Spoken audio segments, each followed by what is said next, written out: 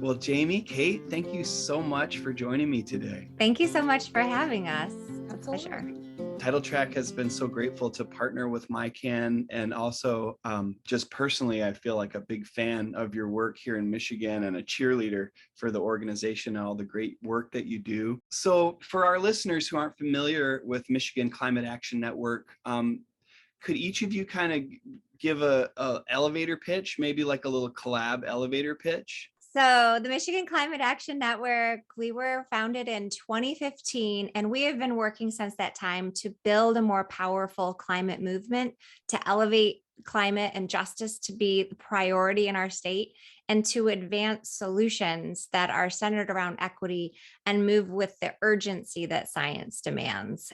And to add a little bit more on to specifically a lot of things that I do within MiCAN is definitely working as a part of the movement in Michigan by our coalition work with our community partners and climate and environmental justice partners, helping to educate ourselves in the movement around the different aspects and intersections within climate, as well as really rallying around the hotter topics or the more pushing things forward that's happening in Michigan, like the Build Back Better. We're actually a part of and helped establish the Michigan Build Back Better Coalition, where we've been doing several federal rallies across Michigan, asking our reps to kind of hold the line and fight for Build Back Better, and especially the climate provisions within that particular package and the rest of the justice work across Michigan that also intersects with climate. So Jamie, you have a background in helping organizations center equity, and I'm curious to hear from you how you feel like the climate movement in Michigan is doing with this. Like, what are some ways that this is working well, and what are some ways that we could be doing better? Well, I feel like that's an ongoing conversation within this movement as we're all trying to find our spheres within this work. I am a social worker, and that is a definite framework that I carry across within this work.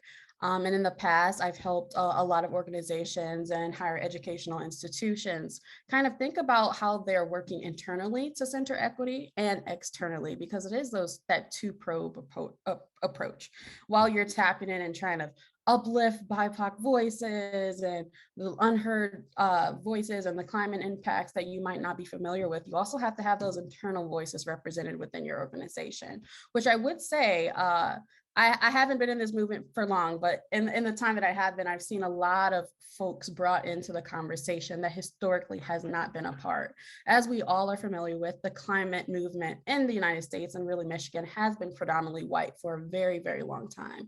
And I do think through the justice movement, there has been a centering and upliftment of Black and Brown voices, and a more folks paying attention to and trying to expand the narrative of climate impact in Michigan. I know when we think of climate and environmental justice, a lot of folks kind of push and think of automatically agricultural, and kind of have historically forgotten about the urban inner cities, who also face some of the harshest impacts of climate and are the first to feel that.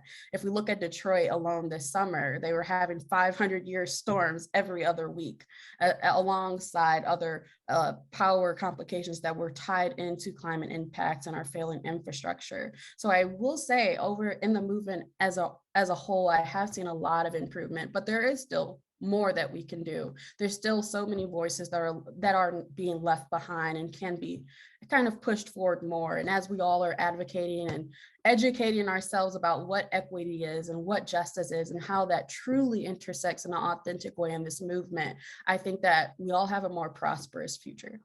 I'm wondering, Kate, if you could talk a little bit, sort of connecting the dots between climate change and clean water, and how MiCAN's work toward rapid and just transition to a clean energy economy will support what Michiganders really want, which is clean water.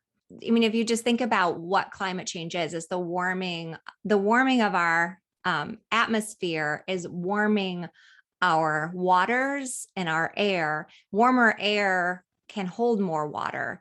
And so it's really affecting our entire hydrological system. So warmer water holds more air. That means we're getting more rainstorms. And as Jamie talked about, what we're seeing in Detroit this summer, what we saw in Midland with the dam breaking last summer, and I think all of your listeners in every community, we have experienced really intense downpours and probably flooding. We're seeing flooding, and then more rainfall means more runoff into our waterways, which is causing an increase in algae blooms. It's causing more pollution into our lakes, inland lakes, and the Great Lakes. Yeah, it's powerful work, and it's also like urgent work. We're swimming in these problems. We're swimming in systemic racism. It affects all of us. Climate change is a problem that affects every part of our lives.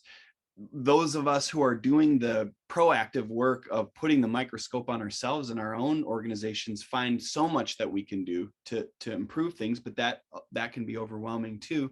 How do you balance the overwhelm? What do you do to keep your nervous systems regulated and to keep yourselves happy and inspired to keep working?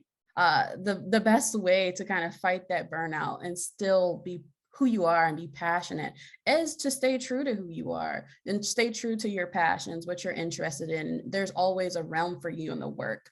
Really appreciate, the partnership that we've cultivated, and look forward to supporting in any way that I can, and maybe being on your podcast someday too. Let's set it up. We would love that. Great. All right. Well, have a great rest of your day, and keep up the good work.